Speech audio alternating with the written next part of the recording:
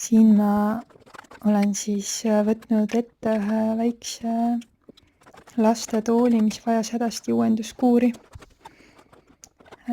Kõigepealt muidugi loomulikult tuleb segada kokku värvid, mida kasvatada tahad.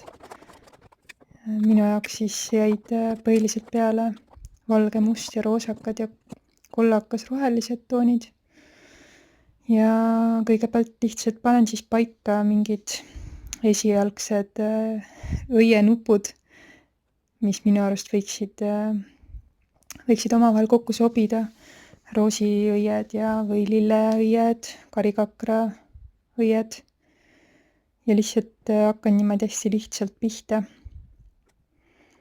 Ja vaikselt lisan erinevaid varjundeid, aga samas jäädes ikkagi küllaltki lihtsaks.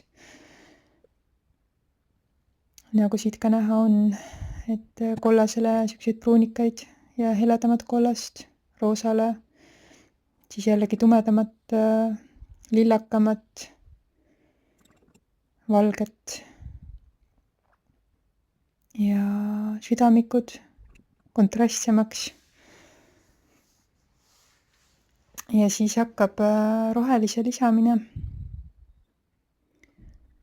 Nüüd õige kohe, mis koheselt